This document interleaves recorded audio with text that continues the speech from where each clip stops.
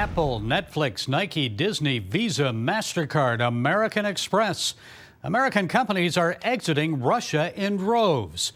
They're leaving for humanitarian reasons as a result of Russia's invasion of Ukraine. Our next guest is disturbed about this, not because he's opposed to punishing Putin, but because he's wondering why these companies are ignoring the human rights of his people, the Uyghurs. Salih Hudayar is Prime Minister of the East Turkistan Government-in-Exile.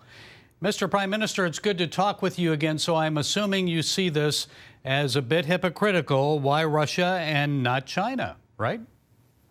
Yes, unfortunately, while we support the plight of the Ukrainian people and oppose Russia's invasion of Ukraine, we are sad to see that there seems to be a double standard on, punishing Russia versus punishing China, which is committing genocide against Uyghurs and other Turkic peoples in East Turkestan.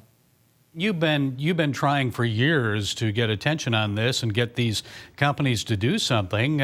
Which U.S. companies are the worst offenders, Salih? Which ones are using Uyghur slave labor and so forth? So there's quite a few. Many of the companies, including like Nike, Apple, and others have been, found to be complicit in the forced labor of Uyghurs. And if our viewers are unaware of East Turkestan, like Tibet, it's a nation of people that China claims as its own, and they call it Xinjiang province. Explain what's been happening to ethnic Uyghurs there.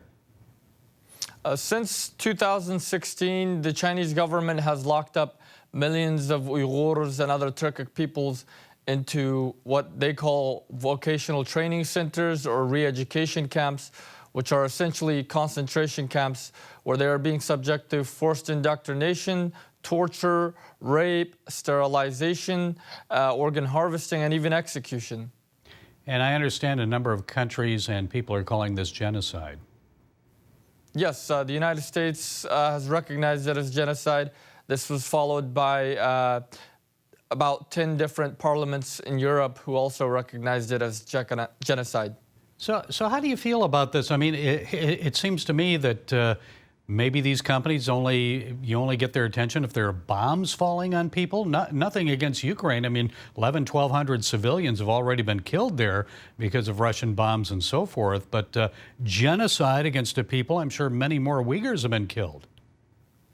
Yes, unfortunately, I think it also has to do with the geopolitical threat that Russia poses to Europe, as opposed to China. It's only targeting the Uyghurs, and so for the time being. But what I don't understand is Russia is evading its sanctions. It's able to continue its invasion of Ukraine because of the lifeline and support that China has been providing it. And so the U.S. and the Western nations need to apply the same type of sanctions, the same type of boycotts and diplomatic actions to China if they want to effectively end this conflict in Ukraine. And you're talking about big money there with China, the second largest economy in the world, much trade going on there. So compared to Russia, that's understandable, isn't it? I understand that you feel now that the Biden administration has been a bit slow in expediting asylum cases and green cards as well for Uyghurs fleeing genocide. And President Biden kind of ignored the issue in his State of the Union address. Tell us what's happening on that front. We were very disappointed. Uyghurs across the world were, watching the State of the Union with, four eyes, as we say it, with eager, hoping that he would mention the Uyghurs, because as the leader of the free world, what he says has a huge impact, and it drives, policy across the world.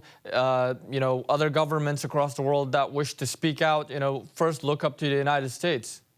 Well, it's a matter of leading, isn't it? So what about the asylum cases and the green cards? Tell us about that. So there are thousands of Uyghurs who have been in the United States for years and have applied for asylum, but due to various reasons, their asylum cases have been, very backtracked. And so we're calling on the administration to expedite the asylum cases of Uyghurs and to help, resettle other Uyghurs in Central Asia, in Turkey, and other places that are at risk of being deported to China. And do you feel a little resentful there that Afghans maybe and now Ukrainians are getting a priority over the Uyghurs, even though you've been trying for years? I don't want to say I feel resentful. I just feel that there's not enough attention to the plight of the Uyghurs and East Turkestan. And finally, what else needs to be done? What can our viewers do? As always, our viewers can, follow us on social media, spread awareness about the situation and call on their elected officials to take more meaningful action. Okay, East Turkistan Government-in-Exile Prime Minister, representative of the Uyghur people here in the USA, Salih Hudayar. Always good talking to you. Thank you for being with us. Thank you for having me.